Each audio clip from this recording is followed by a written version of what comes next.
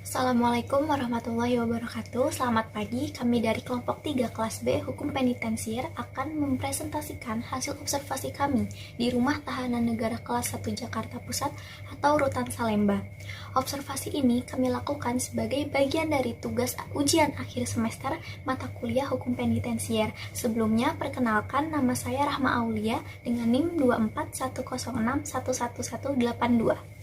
Perkenalkan, nama saya Victoria Krusita Autosoid dengan NIM 24106111170. Perkenalkan, nama saya Senjafati Haturahma dengan NIM 24106111177. Nama saya Sekarlita Prabaningrum Halim dengan NIM 24106111175. Saya Viva Agniargianti, NIM 24106112388. Saya Pina Arahma dengan NIM 24106111178. Pertama-tama, saya akan menjelaskan terlebih dahulu mengenai latar belakang observasi. Observasi ini dilaksanakan dalam rangka memenuhi tugas ujian akhir semester mata kuliah Hukum Penitensier.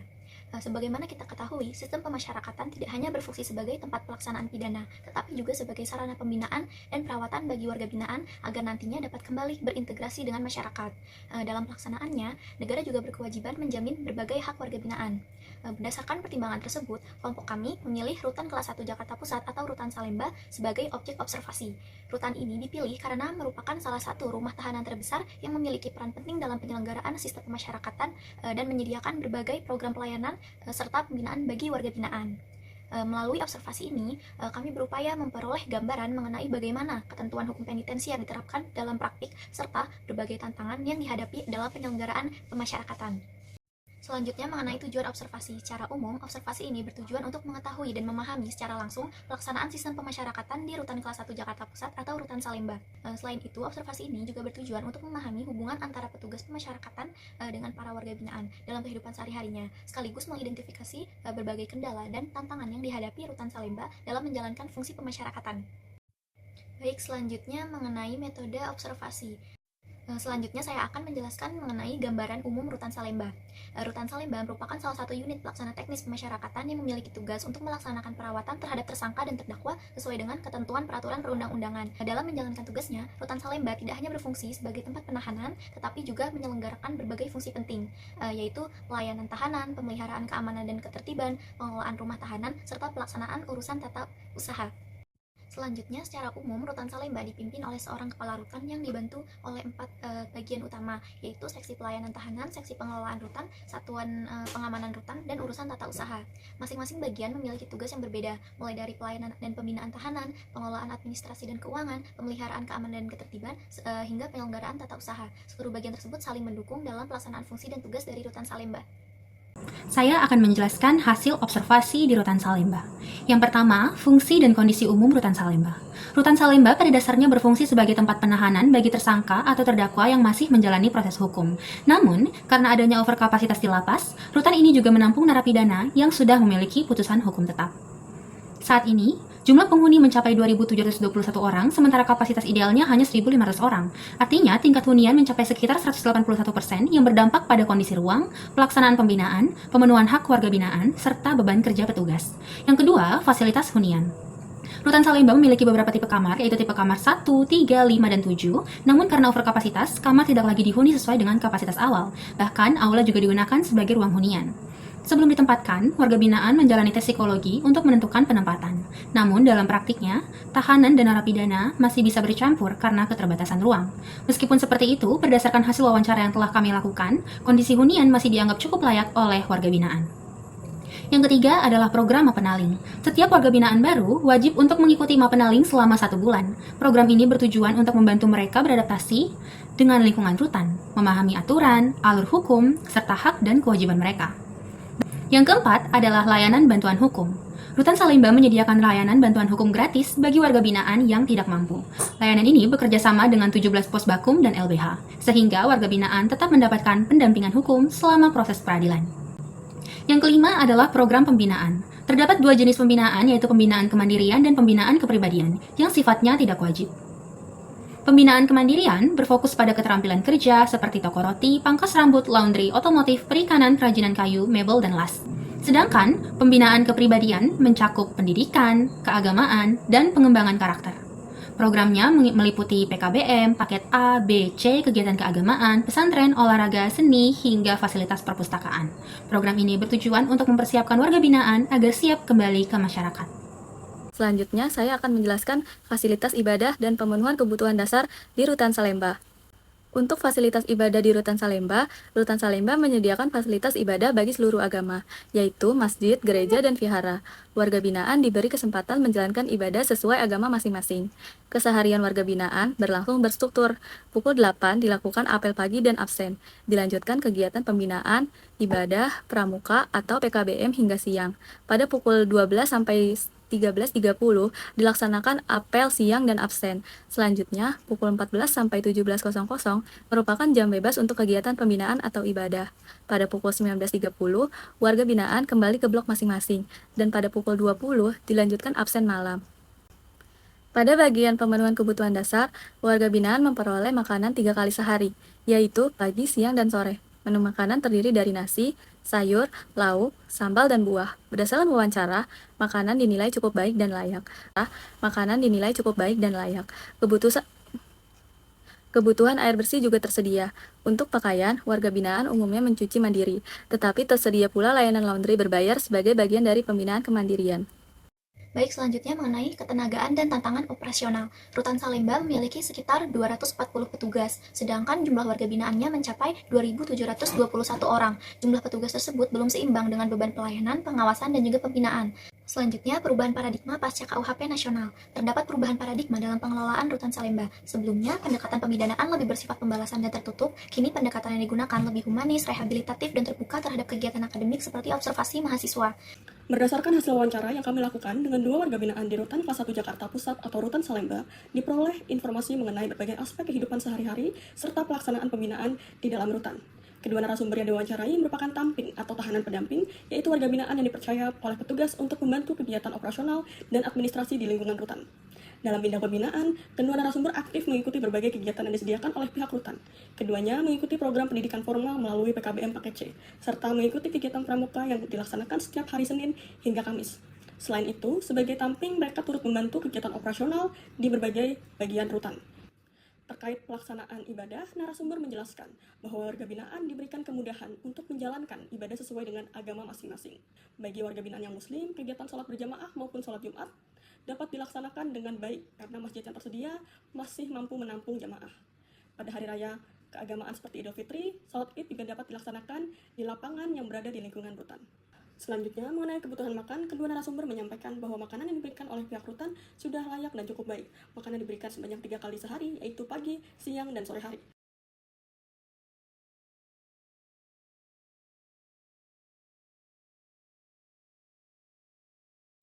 Dalam aspek kunjungan keluarga, narasumber menjelaskan bahwa kunjungan dilaksanakan setiap hari Senin hingga dengan hari Kamis, dengan 2 sesi kunjungan setiap harinya. Sesi pertama berlangsung pada pukul 9.00 hingga 11.30, sedangkan sesi kedua berlangsung pada pukul 13.30 hingga sekitar pukul 15.00. Selain menerima kunjungan, keluarga juga diperbolehkan membawa berbagai barang kebutuhan seperti makanan, camilan, pakaian, dan barang kebutuhan sehari-hari lainnya. Narasumber menjelaskan bahwa warga binaan dapat memperoleh uang melalui bantuan keluarga yang diberikan dalam bentuk kartu belanja saat kunjungan, maupun melalui upah dari pekerjaan tertentu yang dilakukan di lingkungan rutan.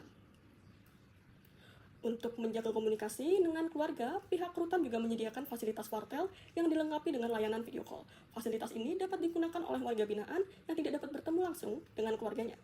Kendala utama yang dirasakan narasumber adalah antrean yang cukup panjang baik saat kunjungan langsung maupun saat menggunakan fasilitas video call.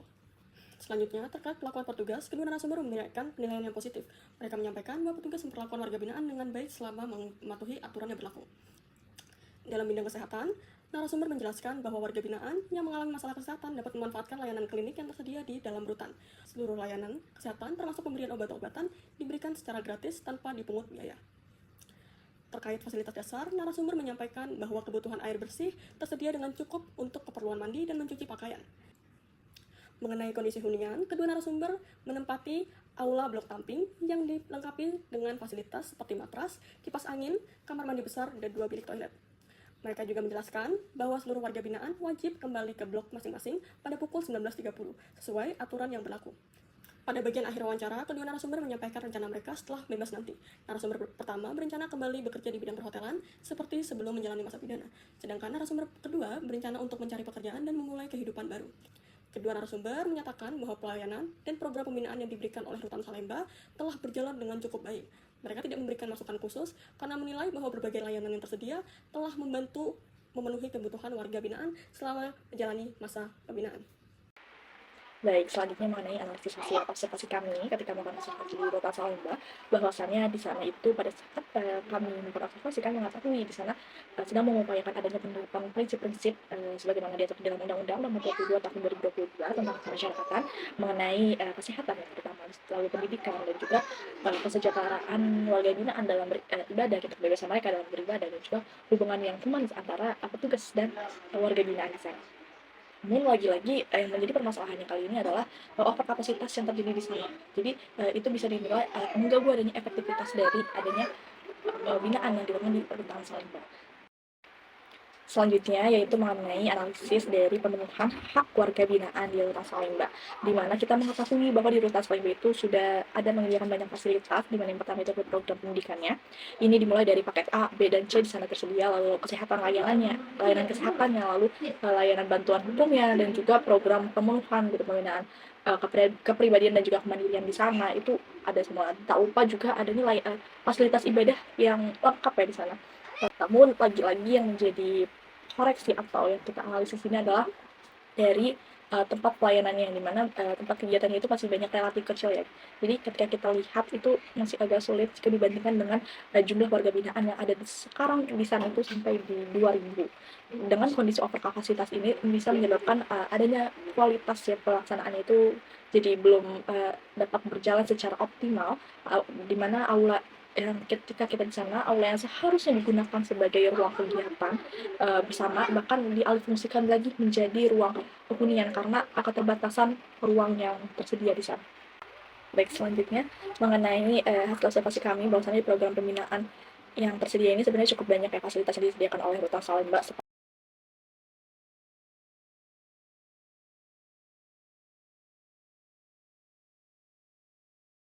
Lagi-lagi program itu tuh kami rasa belum dapat menjangkau adanya keseluruhan dari warga binaan karena keterbatasan fasilitasnya juga, lalu ruang kegiatannya, serta dibandingkan dengan jumlah petugas yang ada di sana juga relatif masih tidak sebanding gitu.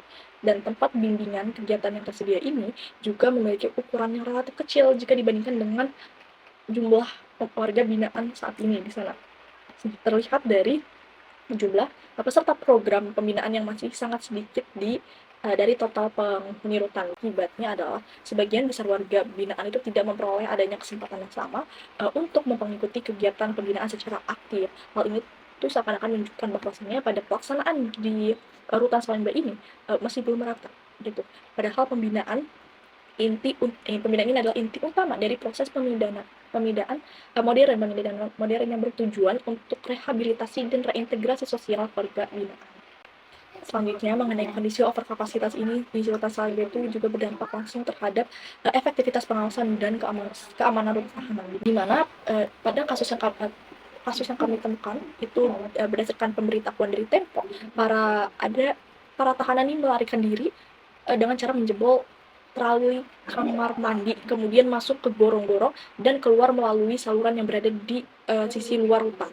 Peristiwa ini menunjukkan bahwasannya kondisi overkapasitas dan keterbatasan jumlah petugas itu dapat mempengaruhi adanya efektivitas pengawasan keamanan di dalam Rutan Salemba. Maka dengan ini menunjukkan bahwa overkapasitas itu bukan hanya berdampak pada kenyamanan hunian warga binaan aja, tapi juga adanya mempengaruhi kualitas pemeliharaan fasilitas dan efektivitas sistem keamanan rumah tahanan secara keseluruhan. Baik, selanjutnya pada slide ini kami menganalisis hasil wawancara yang dilakukan dengan dua warga binaan, yaitu Eko dan Wahyu. Berdasarkan hasil wawancara kami, keduanya menyampaikan bahwa program binaan yang mereka ikuti memberikan manfaat yang positif bagi mereka, seperti membantu mengurangi stres, melatih kedisiplinan, serta memberikan keterampilan yang dapat digunakan setelah mereka bebas nanti. Namun, hasil wawancara tersebut tidak dapat dijadikan gambaran mutlak mengenai kondisi seluruh warga binaan di Rutan Salemba. Hal ini karena Eko dan Wahyu merupakan tahanan pendamping atau tamping, yaitu warga binaan yang dipercaya untuk membantu berbagai kegiatan operasional dan pembinaan di dalam rutan. Sebagai tamping, mereka memiliki mobilitas dan akses kegiatan yang lebih besar dibandingkan warga binaan lainnya. Oleh karena itu, pengalaman yang mereka rasakan belum tentu sama dengan warga binaan yang bukan merupakan tamping. Selanjutnya, analisis perubahan paradigma pasca KUHP nasional. Pada slide ini, kami menganalisis perubahan paradigma sistem permasyarakatan setelah adanya pembaharuan hukum pidana nasional. Berdasarkan hasil observasi, terdapat beberapa perubahan positif yang terlihat di Rutan Salemba. Pertama, pendekatan permasyarakatan saat ini lebih bersifat humanis dan rehabilitatif, yang mana artinya warga binaan tidak lagi hanya dipandang sebagai pelaku tindak pidana yang harus dihukum, tetapi juga sebagai individu yang perlu dibina dan dibimbing agar dapat kembali ke masyarakat dengan baik. Kedua, hak-hak warga binaan seperti pendidikan, kesehatan, dan kebebasan beribadah telah difasilitasi oleh pihak rutan. Selain itu, hubungan antara petugas dan warga binaan juga terlihat lebih baik dibandingkan pendekatan sebelumnya yang cenderung lebih represif. Namun, perubahan paradigma tersebut belum sepenuhnya mampu mengatasi berbagai permasalahan yang masih ada. Salah satunya adalah masalah overkapasitas yang mencapai 181,4% dari kapasitas ideal Rutan Salemba. Kemudian kesimpulan, secara umum Rutan Kelas 1 Jakarta Pusat atau Rutan Salemba telah berupaya menjalankan fungsi pemasyarakatan dengan cukup baik, terutama dalam hal pemenuhan kebutuhan dasar warga binaan seperti makanan, layanan kesehatan, fasilitas ibadah, dan akses komunikasi dengan keluarga. Namun demikian, kondisi overkapasitas yang mencapai 181,4% dari kapasitas ideal menjadi tantangan utama yang berdampak signifikan.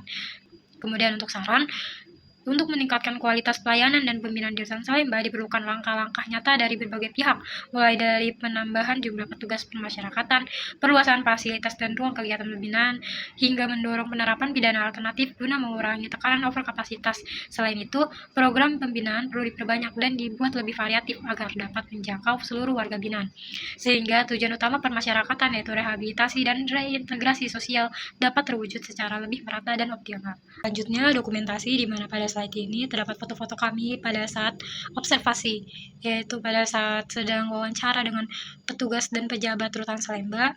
Kemudian ada foto kami bersama petugas pada setelah observasi, yaitu penyerahan bukti observasi. Lalu slide selanjutnya dokumentasi kami saat sedang observasi ke fasilitas yang ada di Rutan Salemba, yaitu di sini ada ruang perpustakaan, ruang pembinaan, dan salah satu ruang fasilitas keagamaan yaitu wihara. Baik, sekian presentasi dari kelompok kami, kelompok 3. Mohon maaf atas kekurangannya. Wassalamualaikum warahmatullahi wabarakatuh.